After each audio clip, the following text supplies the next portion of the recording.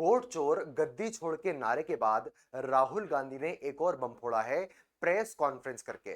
राहुल गांधी ने इस बार सीधा निशाना साधा है मुख्य चुनाव आयुक्त ज्ञानेश कुमार पर। कहा है ज्ञानेश कुमार उन लोग को बचा रहे हैं जो वास्तव में लोकतंत्र की हत्या कर रहे हैं और वोट चोरी कर रहे हैं। राहुल गांधी ने इस बार कुछ सबूत दिए हैं। सबूत का मेन आधार है वोट्स को डिलीट करना। वास्तव में कहानी क्या है एक बार समझते हैं।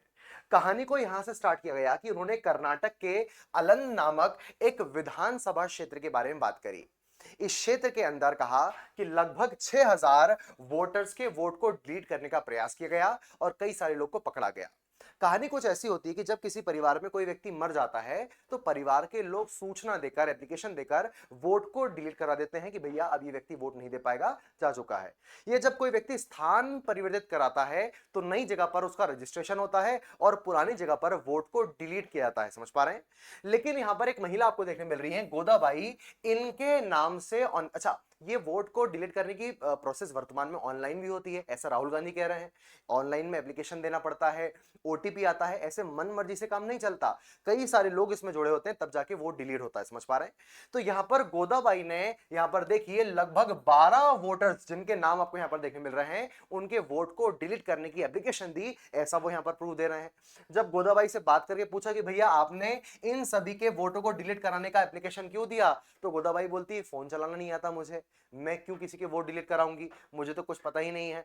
मतलब इनका नाम यूज करके ऑनलाइन सॉफ्टवेयर के माध्यम से एक रची गई कॉन्स्पिरेंसी साजिश के तहत कई सारे वोट को चोरी किया जा रहा है। अभी आप लोग इस वीडियो को स्किप ऐसे मत करना कि ये तो बोलते रहता है, नौटंकी करता है, राहुल गांधी विपक्ष का है तो बोलना उसका काम है। नहीं भैया, ईवीएम मशीन के हैक होने पर जो बवाल विपक्ष वाले मचाते थे उसके पीछे कोई सबूत नहीं था, लेकिन यहां पर मैं आपको कई सारे सबूत दिखाऊंगा जो प्रेस कॉन्फ्रेंस में दुनिया के सामने लाए गए, जो सच में हमको सोचने पर विवश करेंगे कि वर्तमान लोकतंत्र का जो बेस है सच में क्या वो वोट चोरी तो नहीं। हालांकि अपन पूरी वीडियो को जब कंक्लूड कर रहे होंगे तो हमको पता चलेगा कि क्या सच में वोट चोरी हुई है, नहीं हुई है, या कुछ समय के बाद में आपको पता चलने वाला है। तो पूरा वीडियो ध्यान से देखना।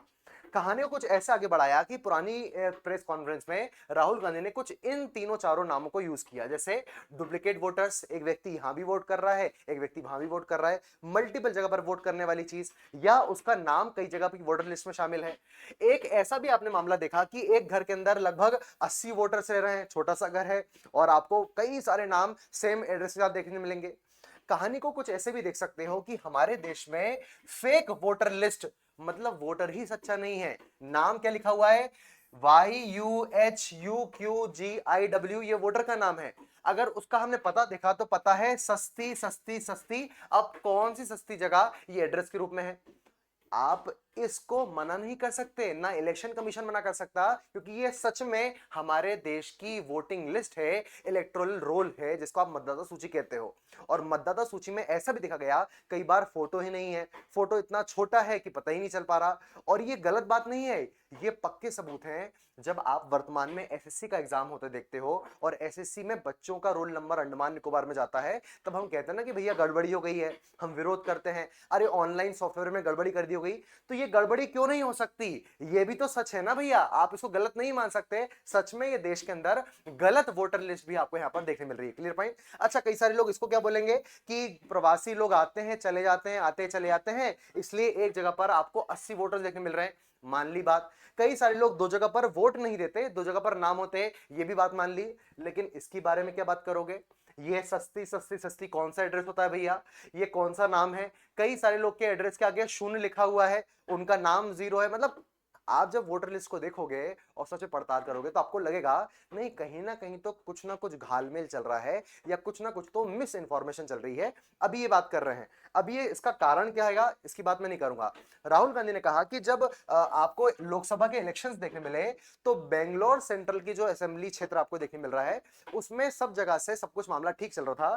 केवल एक असेंबली इलेक्शन में बीजेपी को एकदम से अचानक बहुत सारे वोट मिले और वहां के कारण बीजेपी जीत गई, कांग्रेस हार गई। हालांकि इसको आप बोल सकते हो कि भैया ये तो रोना धोने वाला काम हुआ, लेकिन एकदम से इतने सारे वोट्स मिल जाना, और इसी के बीच में एक और पॉइंट उठाया गया कि अचानक से 5 बजे के बाद में कैसे भीड़ आ जाती है वोट देने के लिए। सुबह से लेकर शाम तक सारा मामला ठीक चल रहा होता है, 5 बजे के बाद भीड़ आती है और वोट देना स्टार्ट कर देती है और उससे बीजेपी वाले जीत जाते हैं। समझ पा रहे?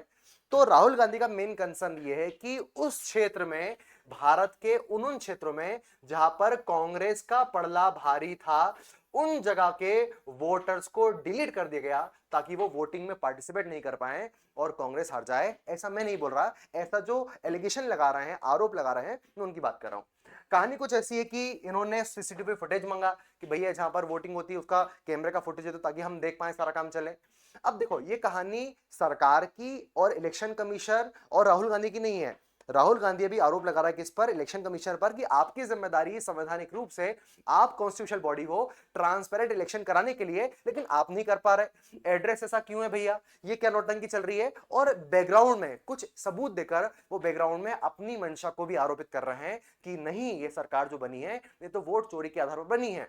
कुछ मामलों में घालमेल तो आपको देखने मिलेगा, लेकिन क्या इनकी पूरी बात सही है? पहले अपन जानते हैं इलेक्शन कमीशन से कि उसने क्या बोला राहुल गांधी की प्रेस कॉन्फ्रेंस के बाद। ये है मुख्य चुनाव आयुक्त आदरणीय ज्ञानेश कुमार जी। इन्होंने कहा कि राहुल गांधी पहले शपथ लें, ओथ लें, according to registration of election rule 1960, कि भैया आप जो बोल रहे हो सही बोल रहे हो, तब जाके हम जांच करेंगे और फिर आपकी बात करेंगे। तो मतलब प्रेस कॉन्फ्रेंस के बाद में आंसर नहीं देंगे, जब तक तुम शपथ नहीं लोगे तब तक हम बात ही नहीं करेंगे। तो शपथ लेने की बात बोली। उसके बाद कहा कि भैया ऑनलाइन रूप से तो वोट डिलीशन संभव ही नहीं है, ऐसा इन्होंने कह दिया। जबकि कहीं कहीं आपको देखने मिलता है कि नहीं नहीं, ऑनलाइन वोट को डिलीट कराने के लिए कई सारे आईपी एड्रेस से रजिस्ट्रेशन जाता है। अच्छा, एक और कहानी यहाँ पर जो मेन चीज ऐड की जानी चाहिए वो ये है कि ये जो वोट डिलीट कराने की एप्लीकेशन है वो कई सारे नंबरों से आती है, और इन नंबरों का संबंध तो कर्नाटक से है ही नहीं। दिल्ली में बैठा हुआ आदमी वोट डिलीट करने की एप्लीकेशन लगा रहा है, उसको फोन लगाते तो वो झारखंड में बैठा हुआ है। मतलब भारत के मल्टीपल स्टेट से वोट को डिलीट कराने की क्या जा रही है? एप्लीकेशन जा रही है। इसमें एक और पॉइंट को मैं ऐड कर दूं कि अधिकांश बार जो वोट डिलीट कराने की एप्लीकेशन है वो सीरियल नंबर 1 से जा रही है। तो ऐसा कयास लगाया जा रहा है, अनुमान लगाया जा रहा है कि ये वोट डिलीट करने वाले लोग जो ऑर्गेनाइज्ड वे में वोट को डिलीट कर रहे हैं वो एक सॉफ्टवेयर का यूज कर रहे हैं। ये सॉफ्टवेयर जब नंबर डायल करता है तो वो नंबर अलग अलग क्षेत्र के होते हैं। साथ ही साथ ये सॉफ्टवेयर, क्योंकि वो तो इंसान नहीं ना, वो तो सॉफ्टवेयर है, इसलिए वो हमेशा सीरियल नंबर 1 को चुनता है वोट को डिलीट कराने की एप्लीकेशन देने के लिए। अब ये कुछ अनुमान है, हो सकता है भैया ऑनलाइन सॉफ्टवेयर सच्चा हो जो डिलीट कराने के लिए बात कर रहा हो। खैर, अभी हम बात करते हैं इलेक्शन कमिश्नर की कि वो क्या मामले में क्या बोल रहे हैं। जब इनसे कहा गया कि भैया सीसीटीवी फुटेज दिखा दो, तो शानदार आंसर, चीफ इलेक्शन कमिश्नर ने एक शानदार आंसर दिया कि हम तुम्हें सीसीटीवी फुटेज नहीं दे सकते। क्यों? क्योंकि वो महिलाओं की प्राइवेसी का सम्मान नहीं होगा। हम महिलाओं का, बहनों का, बेटियों का फुटेज कैसे दे सकते हैं वहां पर? अब मुझे बताओ, वो जहां पर महिलाएं वोट देने जा रही हैं वो कौन सी प्राइवेसी का स्थल है? हाँ, वो कॉन्फिडेंशियल है, लेकिन वो तो देश के पर्पस के लिए यूज किया जा रहा है ना। वो हम किसी निजी मामले में तो क्षेत्र में प्रवेश नहीं कर रहे। अगर वोट देते समय हम उसका वीडियो देख लेंगे, उसकी जांच पड़ताल कर लेंगे, उसमें भैया कैसी प्राइवेसी लीक हो जाएगी? तो एक ऐसा आंसर आपको चीफ इलेक्शन कमीशन से मिलता है जो कि बिल्कुल भी जायज नहीं होता। और क्या मामला है, और भी क्या क्या चीज देखने मिलती है आपको? जैसे आपको एक और बिहार में लगातार एक चीज देखने मिलेगी, उसका नाम है SIR। इसी वोट चोरी के मुद्दे के दौरान आपको एक और चीज पढ़नी चाहिए, समझनी चाहिए, उसका नाम है SIR सर, जैसे अपन बोल रहे हैं स्पेशल इंटेंसिव रिवीजन। सर ये क्या होता है? अभी वोट चोरी के दौरान ही बिहार में एक नया नाम सामने आया कि जब भी सरकार को लगता है कि यार लगभग 25-30 साल हो गए हैं, लोग बिहार में आते हैं जाते हैं, तो जो वोटर लिस्ट वो चेंज हो गई होगी। तो कुछ समय के बाद में सरकार, इलेक्शन कमीशन नए वोटर्स की एक नई लिस्ट तैयार करती है, जो कि अच्छी बात है। हर व्यक्ति को हर क्षेत्र में नई लिस्ट को अपग्रेड करना चाहिए और बहुत अच्छी बात होती है। इसको अपन बोलते हैं स्पेशल इंटेंसिव रिवीजन।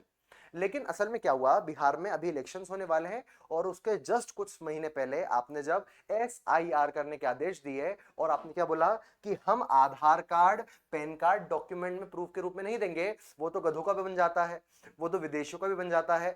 तो हमें आपके नागरिकता का प्रूफ लेने के लिए कई सारे ऐसे डॉक्यूमेंट चाहिए जो कई सारे गरीबों के पास, राशन कार्ड वाशन कार्ड तुम मान ही रहे हो, कई सारे ऐसे लोग जो प्रवासी श्रमिक हैं उनके पास होता ही नहीं है। अब सीधी बात है, जब डॉक्यूमेंट तुमने ऐसी मांग करी और समय के साथ में थोड़ा सा आपने जो टाइम दिया है उनको प्रूफ देने का, सारा काम करने का, बहुत लिमिटेड टाइम है, क्योंकि बात सर पे इलेक्शन सामने है, समझ पा रहे?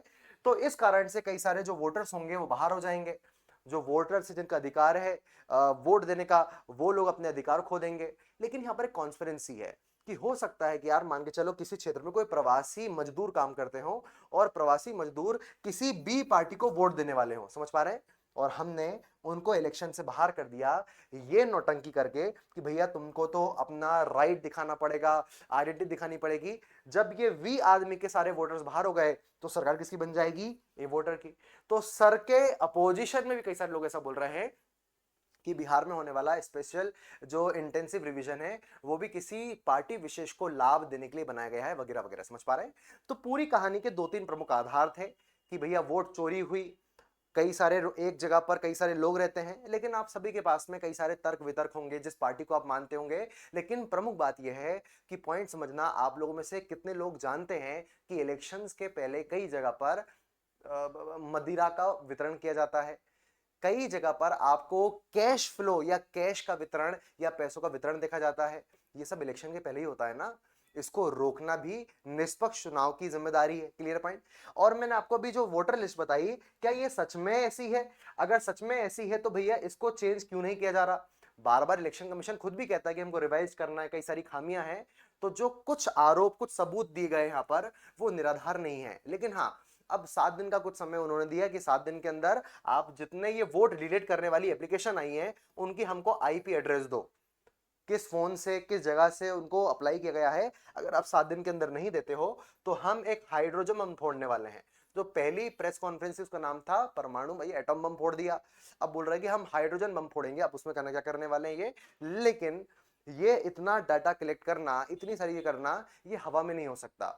मतलब कहीं ना कहीं आपको लोकतंत्र को मजबूत बनाने के लिए इस विषय में सोचना पड़ेगा। आप चाहे जिस पार्टी के हैं, वास्तव में जो पार्टी का आप समर्थन कर रहे हैं या मैं समर्थन कर रहा हूं, वो आज सत्ता में हो सकती है लेकिन कल भी तो वो विपक्ष में होगी ना। कभी ना कभी तो उसको सामने बैठना पड़ेगा, और सामने जब वो बैठेगी तो सत्ता में रहने वाली पार्टी तब ये धांधलेबाजी करे तो क्या हमको ठीक लग रहा होगा? तो पॉइंट समझना, निष्पक्ष होते हुए हमको सीखना है कि ये जो मामला चल रहा है इसकी संभावनाएं हैं चीजों में। अब ये इलेक्शन कमीशन, अच्छा अब सरकार, ये इलेक्शन कमीशन ऐसा बोल रहा है कि ऐसा नहीं है, तो आप प्रूव कर दीजिए ना। अगर इलेक्शन कमीशन जैसे ये प्रेस कॉन्फ्रेंस करके ये आरोप लगा रहे हैं, एक बार प्रूव कर दो, एक बार सही से प्रूव। जैसे आपने वीवीपीएटी निकाल कर आपने बोल दिया ना कि देखो इलेक्ट्रल वोटिंग मशीन में कोई घोटाला नहीं है, जो भी होगा तो हम गिन लेंगे। आपके उस कथनी को करने से उसके बाद में सारी दिक्कतें आसान हो गई, जो डाउट से मन में वो खत्म हो गए। अगर आपने ये मामला यहां भी कर दिया, प्रूफ दे दी गई भैया कोई गड़बड़ नहीं है, कोई वीडियो डिलीट नहीं हुआ, दे दो आईपी एड्रेस, जो मांग रहे दे दो, जो सॉफ्ट कॉपी चाहिए दे दो, पूरे भारत की मतदाता लिस्ट दे दो। क्यों दे दो? ताकि ये जांच परख हो जाए और आप ये प्रूफ दे दो कि आदमी झूठ बोल रहा है। अगर ऐसा हुआ तो इलेक्शन कमीशन के ऊपर भरोसा आपका मेरा बढ़ जाएगा। लेकिन अगर आप ऐसी बात बोलोगे ना कि महिलाओं की निजता होती है इसलिए हम फोटो नहीं देते, ऐसा फलाने ढिमका, तो पता चल जा रहा है कि आप क्या करना चाह रहे हो, समझ पा रहे हैं? फिर आप अपेक्षा रखो कि बहुत ज्यादा संवैधानिक संस्थाओं के प्रति सम्मान हमेशा रहेगा, लेकिन फिर भरोसा, जनता का भरोसा कम होता है। तो इलेक्शन कमीशन से यही है कि इनने जो आपके ऊपर आरोप लगाया है उसे एक सिरे से खारिज कीजिए, लेकिन ये बोल के नहीं, ट्वीट करके नहीं कि इंसान झूठ बोल रहा है, ओथ लो वगैरह वगैरह, प्रूफ करके, जैसे ये प्रूफ किया। और ये छोटा मोटा मुद्दा नहीं है, दुनिया की सबसे बड़ी डेमोक्रेसी का, वोट चोरी का, गलत सरकार बनने का मुद्दा है। तो इस पर संज्ञान लेते हुए इसको ठीक ढंग से काम करें ताकि चीजें हो सके। यही आज का मुद्दा था। बाकी हाँ, आप लोग मुझे कमेंट में कीजिए कि आप लोग क्या लगता है कि राहुल गांधी सही बोल रहा है? अब कोई पर्सनल मत हो जाना, सही बोल रहा है गलत बोल रहा है, इन सारे सबूतों के क्या आधार हो सकते हैं? मुझे भी लगता है कई बार फेक इनवैलिड एड्रेस पाए जाते हैं। अरे भैया जब एसएससी के एग्जाम में नाटक हो रहा है, जब हमारे अभी आप मध्य प्रदेश में रहोगे तो आप एमपीएससी का पेपर देखना, एमपीएससी जब पेपर लेती है तो उसमें क्वेश्चन गलत पूछती है, वो आंसर गलत देती है। जब छोटे से चीजों में इतनी गड़बड़ होती है तो फिर कैसे मान ले कि करोड़ों के वोटर्स को बिल्कुल ठीक ढंग से बनाया जा रहा होगा? तो कुछ सिस्टम का फेलियर है, कुछ गणना का फेलियर है, या अच्छा ये हो गई तो चलो इसको ठीक कर सकते हैं अपन। लेकिन अगर इंटेंशन का फेलियर है कि जानबूझकर वोटर्स काटे जा रहे हैं, जानबूझकर किसी पार्टी को हराने की साजिश की जा रही है, तो एक बड़ा मुद्दा है, ये कोई भी मिसयूज कर सकता है। इसके बारे में अब राय तो अपन नहीं दे सकते कि असल में कहानी क्या है, प्रूफ देखना पड़ेगा। और आपको भी सोचना पड़ेगा, ऐसे आंख बंद करके आप नहीं बैठ सकते, ना मैं बैठ सकता, कि एक बार देखें क्या मामला चल रहा है। चलिए आप कमेंट करके बताइए कि वास्तव में आप लोगों को क्या लगता है इस पूरे विषय के ऊपर।